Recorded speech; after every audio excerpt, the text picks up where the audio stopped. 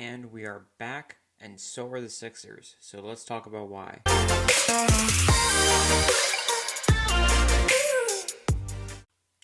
After a really slow start to the NBA season, the Sixers are finally gaining ground.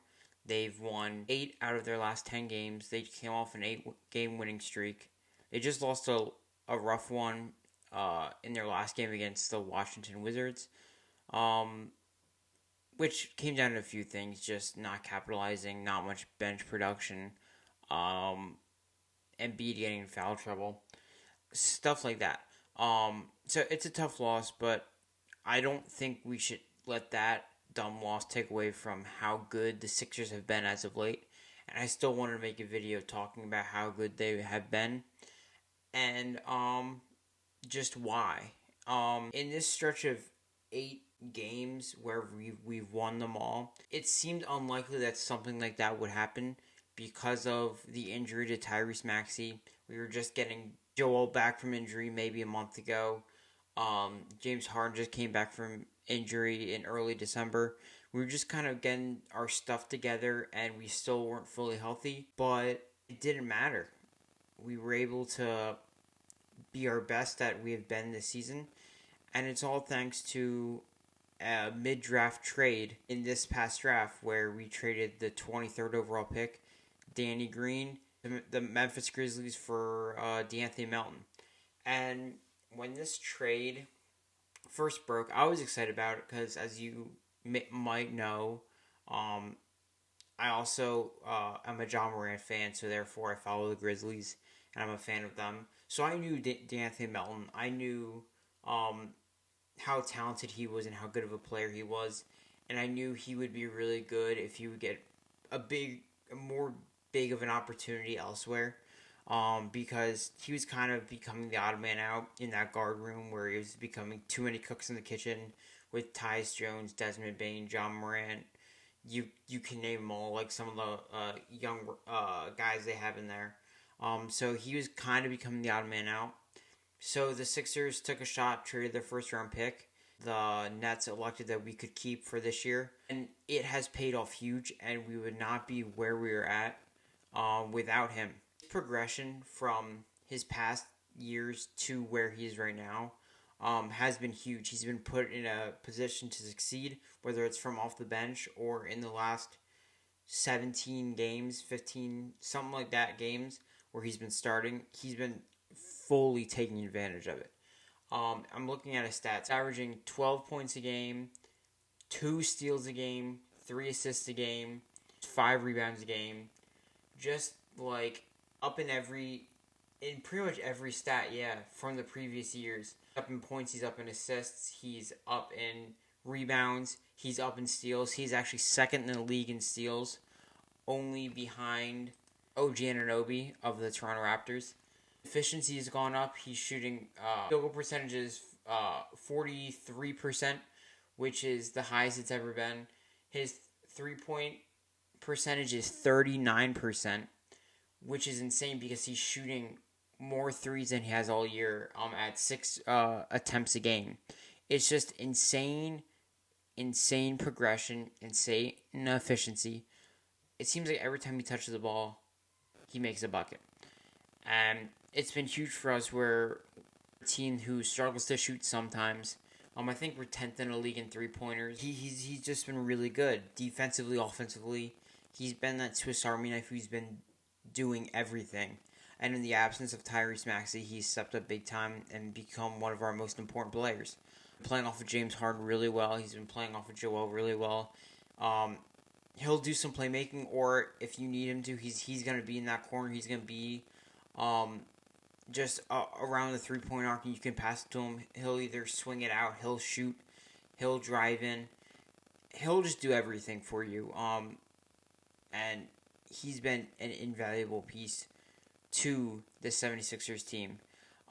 There's been a lot of questions on what happens when he comes back.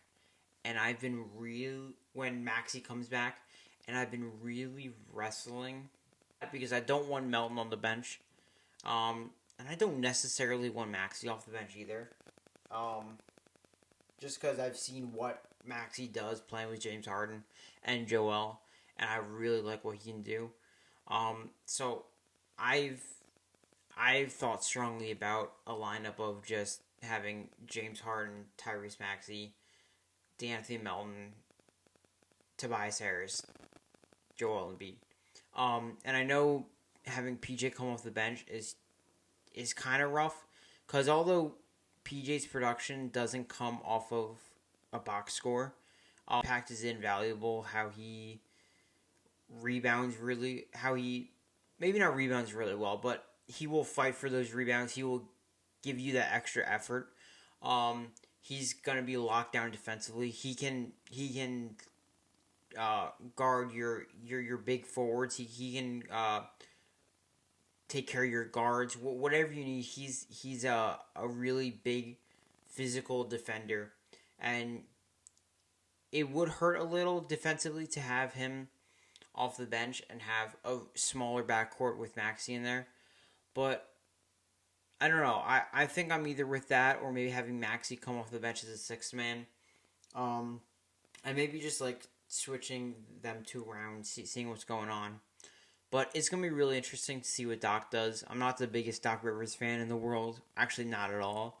But it'll just be interesting to see what he's kind of thinking about. Because Maxey could come back as soon as Friday. Which would be really exciting. And because Maxey was, averaging 22, 24 points a game? I think 22. So having that scoring back in the lineup when we've already been really nice scoring the ball lately, it'll be really, really special and important. See the Sixers continuing. We have a pretty favorable stretch, I would say, of games. Let me pull it up. I have the Pelicans, the Thunder, the Pelicans. So Thunder, you think you would win. Pelicans, you probably split that. Then you have Pacers who've been playing well, but you're better than them. The Bulls who are struggling, the Pistons back to back. Then you get the Thunder again, the Jazz who have come back down to earth after their hot start. Then you have the Lakers who've been struggling, the Clippers who you can beat, the Blazers, the Kings, and like teams you can beat. And then you own a rough stretch when you have like the Nets and Nuggets. But these are games you can win. So I think we're still going to be kind of on the hot streak. I think we can still win these games. Bad games like Washington happen. I'm not gonna like hang my head on that game too much. I'm still head up. I'm still very excited about this run. So I'm excited to see what the Sixers can do. As far as other things in the league, I feel like I have to talk about Luka's game when he had 60, 21, and 10. And with the comeback win, they scored like 9 points in like 90 seconds, something crazy like that. He missed the free throw on purpose and then made it within like half a second to send them to overtime. Just insane stuff. I was upset I wasn't watching. But I saw his highlights. I saw what he was doing. Just he's absolutely incredible. That he's gonna go down as one of the greatest players to ever play the game, and I have no doubt about that at all. He's just a really special talent, and you're gonna start to see questions raised about can the Mavericks build around him well enough to where he can win and compete for a championship? Because doesn't matter how good you are, if you don't have a team that's equipped to make a long run in the playoffs, doesn't do you much. As a Sixers fan, having Joel Embiid, he needs help. So you get him Harden, you get him these guys. You see Dame Lillard, one of the most talented players we have in the league, hasn't been able to win because he hasn't had the tools around him. So it's going to be really interesting to see how the Mavericks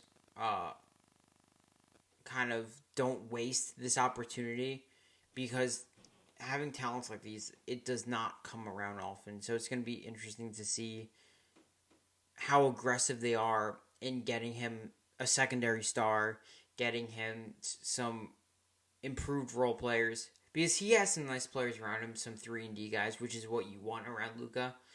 But you feel like that team needs to be a whole lot better for them to compete. Because in this past game against the Knicks, without Jalen Brunson, um, I think without RJ Barrett as well, you're and he has to pull out one of the greatest performances in NBA history to win. You're gonna have to do more. You're gonna have to do way more. So it'll be interesting. Um, I think that's all I want to talk about.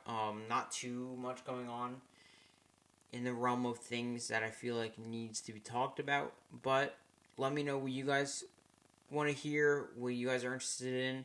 Um, I'm excited to as the NFL playoffs come around to put out a lot of playoff content and talk about that. And as the NBA gets into their All Star break in a month or two, how exciting it will be to see who gets in, stuff like that. So yeah, let me know what you think. As always, like, subscribe, and I'll catch you in the next video. See ya.